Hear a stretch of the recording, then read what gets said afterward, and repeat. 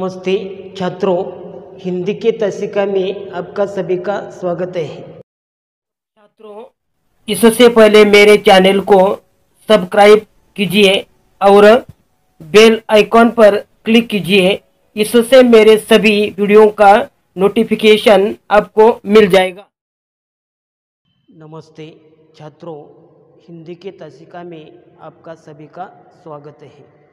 आप पाठ नंबर 2 का अध्ययन कर रहे हैं। पाठ का शीर्षक है निराला भाई। लेखिका महादेव वर्मा जी ने यह पाठ उसने लिखा है और इस पाठ के माध्यम से कि लेखिका कि एक बार प्रसिद्ध कवि मैथिली शरण गुप्ता ने उनका आतिथ्य ग्रहण किया था।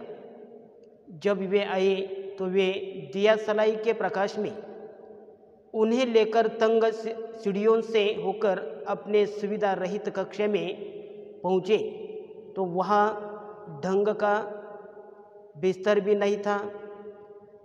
फिर भी उन्होंने घर में धोती चादर जो कुछ मिला उसे तख्त पर बिछाकर बड़े प्यार से उन्हें प्रतिष्ठित किया था।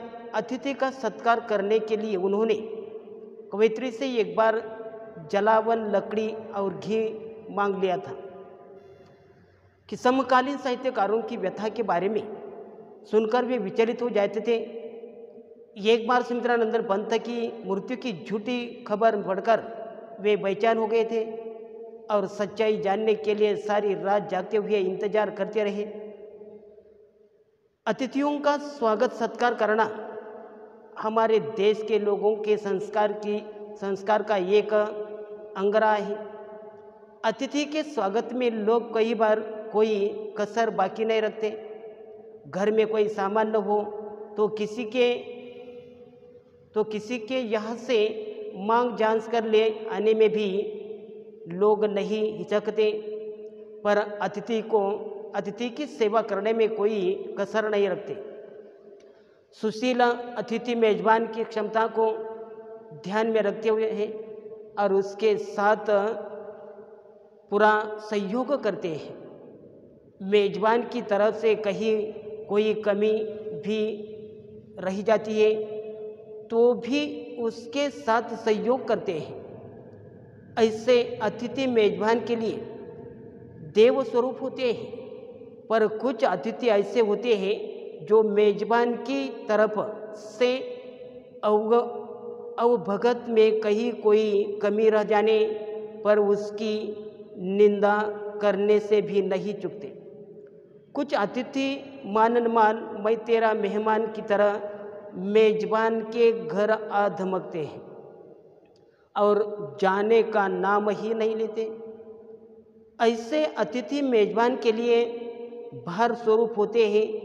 जो अतिथि मेजबान की सुविधा असुविधा ध्यान रखते हैं वही अतिथि देव स्वरूप होता है।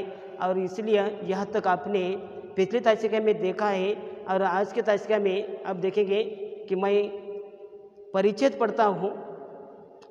स्वयं अस्थिर होने पर भी मुझे निराला जी को सांत्वन देने के लिए स्थिर होना पड़ा।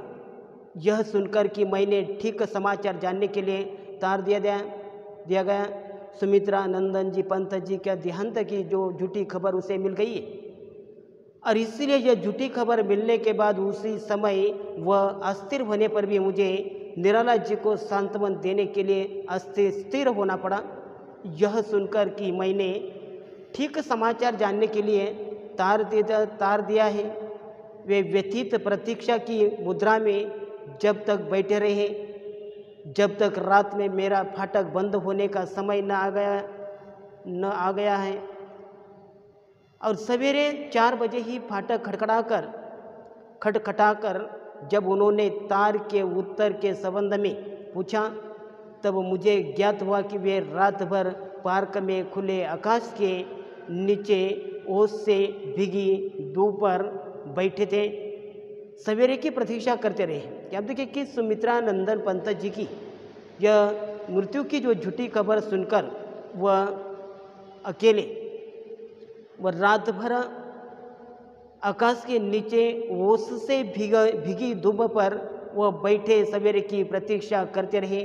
उनकी निस्तब्धता पीड़ा जब कुछ मुखर हो सकी तब ये इतना ही कह सके, अब हम भी गिरते हैं। पंथ के साथ तो रास्ता कम अखरता था, पर अब सोचकर ही थकावट होती है। पुरस्कार में मिले धन का कुछ अंश भी क्या वे अपने उपयोग में नहीं ला सकते?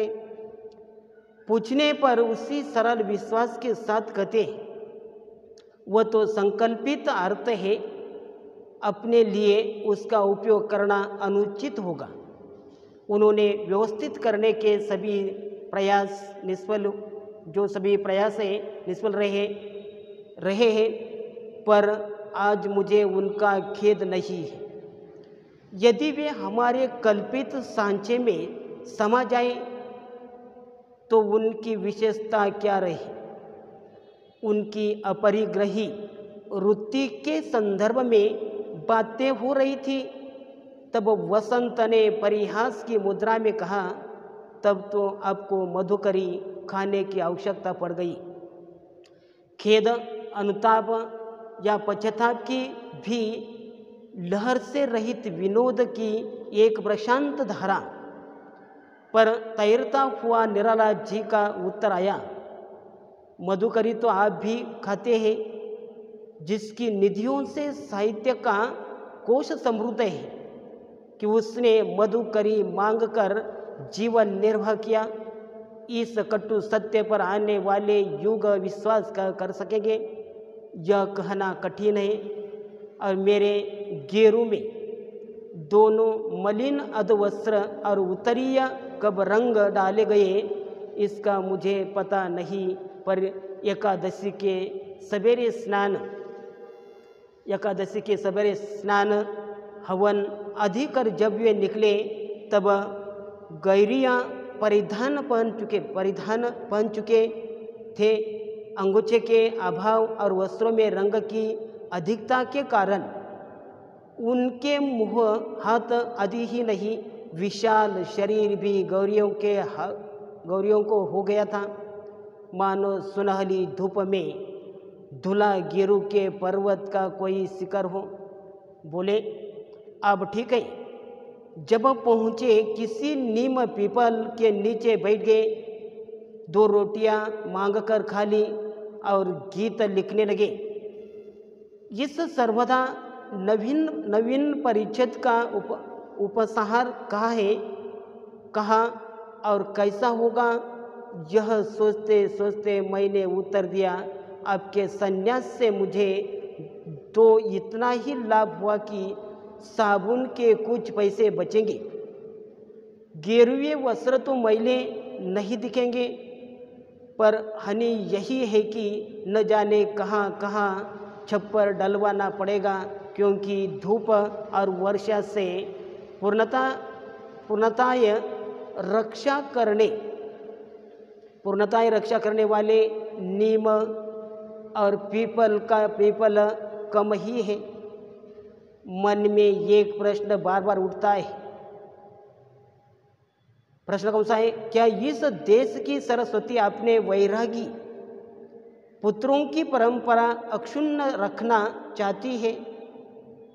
और क्या इस पथ पर पहले पग रखने की शक्ति उसने निराला जी में भी पाई है कि निराला जी अपने शरीर, जीवन और साहित्य सभी में असाधारण है, कि निराला जी अपने जीवन में, अपने शरीर, जीवन और साहित्य सभी में असाधारण है।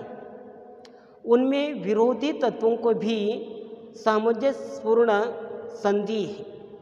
उनका विशाल डौल देखने वाले यह हृदय, कि उसका निराला जी का जो हृदय है, कि उनमें विरोधी तत्वों की भी सामंजस्यपूर्ण है, संधि है। उनका विशाल डौल देखने वाले के हृदय में जो अंत का उत्पन्न कर देता है, कि उसे उनके मुख की सरल आत्मीयता दूर करती चलती है। सत्य का मार्ग सरल है, कि यह सत्य का जो मार्ग है वह सरल है। तर्क और संदेह की चक्करदार राह से उस तक पहुंचा नहीं जा सकता। इसी से जीवन के सत्य दृष्टाव्यों का हम बालकों जैसा सरल विश्वासी पाते हैं, कि बालकों जैसा सरल विश्वासी पाते हैं। निराला जी भी इस परिवार के सदस्य हैं। किसी अन्याय के प्रतिकार के लिए उनका हाथ लेखनी से पहले उठ सकता है, अथवा लेखनी हाथ से अधिक कठोर प्रहार कर सकती है। क्या आप देखिए कि किसी के अन्याय के प्रतिकार के लिए उनका हाथ लेखनी से पहले उठ सकता है, अथवा लेखनी हाथ से अधिक कठोर प्रहार कर सकती है, पर उनकी आँखों की स्वच्छता किसी मलिन द्वेष में तरंगयता नहीं होती। ओठों की खींची हुई इसी रेखाओं में निश्चय की छाप है, पर उनमें क्रूरता की भंगिमा या घृणा की सिकुड़ना नहीं मिल सकती। क्रूरता और कायरता में वैसा ही संबंध है। क्रूरता और कायरता में वैसा ही संबंध है जैसा वृक्ष की जड़ में अव्यक्त रस और उसके फल के व्यक्त स्वाद में। निराला जी किसी से भयभीत नहीं, अतः किसी के प्रति क्रूर होना उनके लिए संभव नहीं है। उनके तीखे व्यंग के बारे में कि उसने बताया है कि इस परिच्छेद में कठिन शब्दार्थ है संकल्पित, जिसका संकल्प किया गया हो। संकल्पित का अर्थ है जिसका संकल्प निश्चय किया गया हो। निष्फल, व्यर्थ। अपरिग्रही वृत्ति, किसी से कुछ न ग्रहण करने की भावना। मधुकरी, भोजन की भिक्षा। मधुकर यानी भोजन की भिक्षा। परिहास यानी जोर की हंसी मजाक। परिहास करना, जोर की हंसी मजाक। अनुताप, खेद, रंज। अनुताप का अर्थ है खेद, रंज। प्रशांत, शांत किया हुआ। प्रशांत यानी शांत किया हुआ। निधि, खजाना। निधि का मतलब है खजाना। अधोवस्त्र का अर्थ है, शब्दार्थ है नीचे पहने वाला वस्त्र, कि नीचे पहने वाले वस्त्र। अधोवस्त्र नीचे पहने वाले वस्त्र है। यह इस परिच्छेद में कठिन शब्दार्थ है। अब मैं इस परिच्छेद का कि जो सारांश बताता हूँ। देखिए कि एक बार तो उन्होंने अपने दोनों अधोवस्त्र और उत्तरीय घेरों में रंग डाले थे। कि एक बार महादेव जो निराला जी ने अपने दोनों अधोवस्त्र यानी नीचे जो परिधान करने वाले अधोवस्त्र और उत्तरीय घेरों में रंग डाले थे। कवयित्री उनका रूप देखती रह गई। कवयित्री महादेव वर्मा जी उनका रूप देखती रह गई थी। कहने लगे, अब ठीक है, जहाँ पहुँचे किसी नीम या पीपल के पेड़ के नीचे बैठ गए। जहाँ पहुँचे किसी नीम या पीपल के पेड़ के नीचे बैठ गए। 2 रोटियां मांगकर खाली और गीत लिखने लगे। कि निराला जी मानवता के पुजारी थे। उन्होंने मानवीय गुण कूट कर भरे हुए थे। कि निराला जी मानवता के पुजारी थे, कि उनमें मानवीय गुण कूट कर भरे भरे हुए थे। उन्हें स्वयं से अधिक दूसरों की अधिक चिंता होती थी। खुद निर्धनता में जीवन बिताते रहे, पर दूसरों के अधिक दुखों की भार उठाने के लिए सदा तत्पर रहते थे। आतिथ्य करने में उनका जवाब नहीं था। अतिथि सत्कार करने के लिए जो करने में उनका जवाब नहीं था। अतिथियों के सदा हाथ पर लिए रहते थे। उनके लिए खुद भोजन बनाने और बर्तन मांजने में उन्हें हर्ष होता था। घर में सामान्य होने पर अतिथियों के लिए मित्रों से कुछ चीज़ें मांग लेने में शर्म नहीं करते थे। उदार इतने थे कि अपने उपयोग की वस्तुएं भी दूसरों को दे देते थे और खुद कष्ट उठाते थे। और उसी प्रकार की निराला जी मानवता के पुजारी में थे। उनमें मानवीय गुण कूट कूट कर भरे हुए थे। उन्हें स्वयं से अधिक दूसरों की अधिक चिंता होती थी। खुद निर्धनता में जीवन बीतते रहे, पर दूसरों के आर्थिक दुखों का भार उठाने के लिए सदा तत्पर रहते थे। आतिथ्य करने में उनका जवाब नहीं था। अतिथियों को सदा हाथ पर लिए रहते थे। उनके लिए खुद भोजन बनाने और बर्तन मांजने में उन्हें हर्ष होता था। घर में सामान्य होने पर अतिथियों के लिए मित्रों से कुछ चीज़ें मांग लाने में शर्म नहीं करते थे। उदार इतने थे कि अपने उपयोग की वस्तुएं भी दूसरों को दे देते थे और खुद कष्ट उठाते थे। और उसी प्रकार की इस परिचय के माध्यम से कि लेखक ने समझाने की कोशिश की गई कि एक बार तो उन्होंने अपने दोनों अधोवस्त्र और उत्तरीय घेरों में रंग डाले थे। कवित्री उनका रूप देखते रह गई थी। कहने लगी, अब ठीक है। जहाँ पहुँचे किसी नीम या पीपल के पेड़ के नीचे बैठ गए, 2 रोटियां मांगकर खा ली और गीत लिखने लगे। आप देखिए कि 2 रोटियां मांगकर खा ली और गीत लिखने लगे हैं। और उसी प्रकार की इस जो पाठ के माध्यम से कि लेखिका महादेव वर्मा जी ने निराला जी के जो व्यक्तित्व का वर्णन इस पाठ में किया है कि अतिथि सत्कार करने के लिए कि निराला जी सबसे आगे रहते थे। और उसी प्रकार इस पाठ के माध्यम से कि सत्य का मार्ग सरल है, सत्य के मार्ग पर चलने वाले तर्क और संदेह की चक्रधार राह में उसका तक पहुंच नहीं सकता। इसी जीवन के सत्य दृष्टाओं का हम बालक जैसा सरल विश्वास पाते।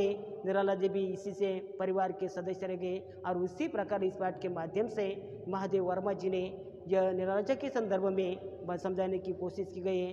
और यह ताश यही खत्म हो गई। आगे का जो भाग है आगे के ताशिका में देखेंगे।